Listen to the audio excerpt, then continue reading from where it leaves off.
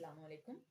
मैं हूं doctor Hafsa Haidar, homeo physician. और आज का जो हमारा टॉपिक है वो एक डिजीज़ है और उस एक डिजीज़ का नाम डिजीज़ है है और उसका आईबीएस। नाम है आईबीएस का आईबीएस। मतलब है इरिटेबल बावल सिंड्रोम।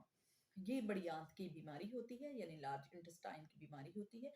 और ये इसके काजेज जो हैं वो अगर परमानेंटली हम देखते हैं या हम उसको नुमाया तौर पर अगर देखते हैं तो कोई ऐसे खास नहीं है। मगर जो प्रूफ होते हैं उसके मुताबिक ये है कि फूड जो होता है समटाइम इस तरह का होता है कि उससे इरिट हो जाता है इंसान।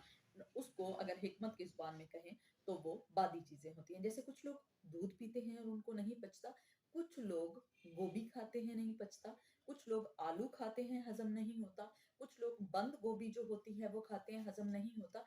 तो इस तरह से कुछ फूड हैबिट्स होती हैं वो इरिटेबल होती हैं। उसकी वजह से जो है हमें जो इरिटेबिलिटी जो है वो शुरू हो जाती है। जो दूसरी काज इसकी सामने आई है वो है एंजाइटी। जो लोग मुसलसल एंजाइटी में रहते हैं, परेशानी में रहते हैं या दबे रहते हैं और एग्जॉस्ट नहीं होते, उन लोगों को भी आईबीएस यानी इरिटेबल बाउल सिंड्रोम हो सकता है।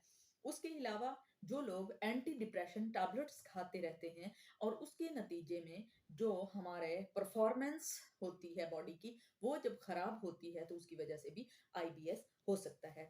क्योंकि बहुत ज्यादा जब हम लोग मेडिकेशन करते रहते हैं तो या हम स्टीरॉइड लेते रहते हैं या एंटीबायोटिक हम लेते रहते हैं तो हमारे पेट के अंदर जो गुड जर्म्स होते हैं वो खत्म हो जाते हैं या कम हो जाते हैं, जिसकी वजह से हमें बड़ी आंत में ये परेशानी का सामना करना पड़ता है और हमें खाना हजम नहीं होता है।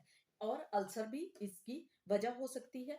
और कुछ लोगों को जो फ्लो है वो ज्यादा जिन लोगों को होता है तो पीरियड से पहले भी उनको इरिटेबिलिटी जो है या बड़ी आंत में प्रॉब्लम शुरू हो जाता है, उसकी वजह से भी इस तरह से होता है। इसके मुख्तलिफ किस्म के काइंड्स हैं, जो आईबीएस ए है, आईबीएस सी है और आईबीएस डी है। आईबीएस ए जो है उसकी कैटेगरी हम इस तरह से करेंगे, उसमें या तो कब्ज रहता है कभी और कभी ऐसा होता है मोशन होते हैं, यानी कभी कॉन्स्टिपेटेड होता है इंसान और कभी उसको बहुत ज्यादा लूज मोशन पास होते रहते हैं।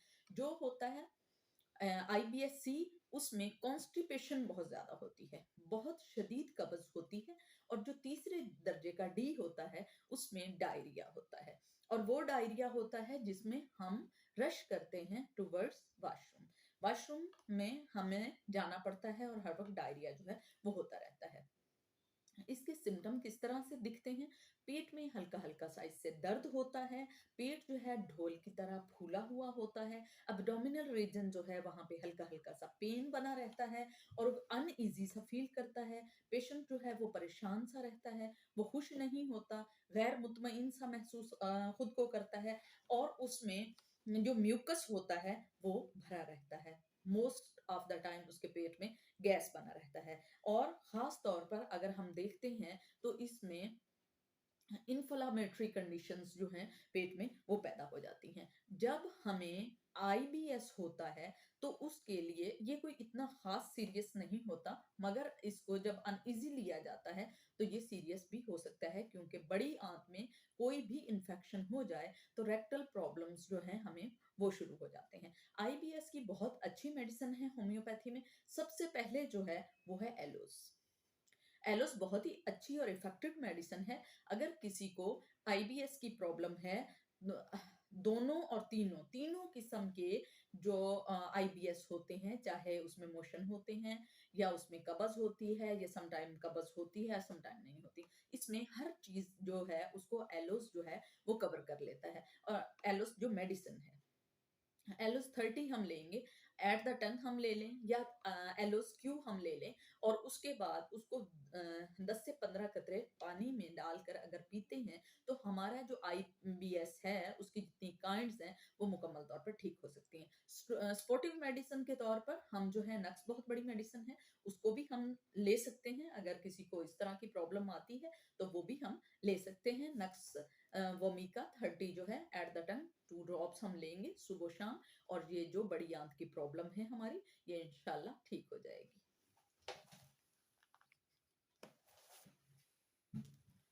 अगर हमें यूं लगता है कि अनफुलफिल्ड डिज़ायर है, हम वॉशरूम गए हैं, मगर अभी भी हमें ये फ़ील हो रहा है कि हमें अच्छे से हाजत जो है वो नहीं हुई, या हमें पखाना सही से पास नहीं हुआ और दोबारा से हमें विश हो कि हमने वॉशरूम जाना है। अगर इस तरह की सेंसेशन होती है, तो उसके लिए हम लोग जो हैं वो नक्स वोमिका लेंगे। और अगर हमें रात में परेशानी रहती है, यानी रात में अगर कब्ज़, अफारा या रात में हमें कोई भी प्रॉब्लम जो है वो होती रहती है और हम लोग जो हैं अनईज़ी सा रात को महसूस करते हैं, तो उसके लिए लाइकोपोडियम 30 जो है वो लेने से हमारे पेट के ये वाले मसाइल जो हैं वो ठीक हो जाएँगे। उसके अलावा अगर जो लेडीज़ हैं, उनके पेट में, या मेल हैं, उनके पेट में चर्बी बहुत ज़्यादा है, जिसकी वजह से उनको अनईज़ी फ़ील होता है, या उनको डिकार आती है, या उनका पेट फूला रहता है और वो मोटे भी हैं, तो एसाफोटिडा एक ऐसी मेडिसिन है जो कि हींग से बनाई गई है। और अगर इस तरह की चर्बी है, या गैस्ट्रिक हमें बहुत ज़्यादा मसला होता है, आईबीएस में हमें बहुत ज़्यादा गैस्ट्रिक हो रहा है, या इंटेस्टाइन जो है बहुत ज़्यादा हार्ड हो रहा है, या हमें जितनी भी चर्बी के मसाइल हैं पेट में, अगर ऐसा फटीडा हम लेते हैं, तो ये बहुत ही इफ़ेक्टिव मेडिसिन है। चाहे हींग जो है पाउडर के फॉर्म में हम ले लें, तो वो भी बहुत अच्छी है, वो भी हम गर्म पानी में ले सकते हैं, उसके अलावा लस्सी में ले सकते हैं, और भी इसकी बहुत सारी वैरायटी है, मैं उसके लिए इंशाल्लाह अलग से वीडियो बनाऊँगी। मगर आईबीएस अगर आपको हो गया है, तो उसके लिए ये बहुत ही इफ़ेक्टिव मेडिसिन है। अगर आपको मेरी वीडियो पसंद आई हो, तो प्लीज़ इसको लाइक कीजिएगा, शेयर कीजिएगा और सब्सक्राइब कीजिएगा। ओके, अल्लाह हाफ़िज़।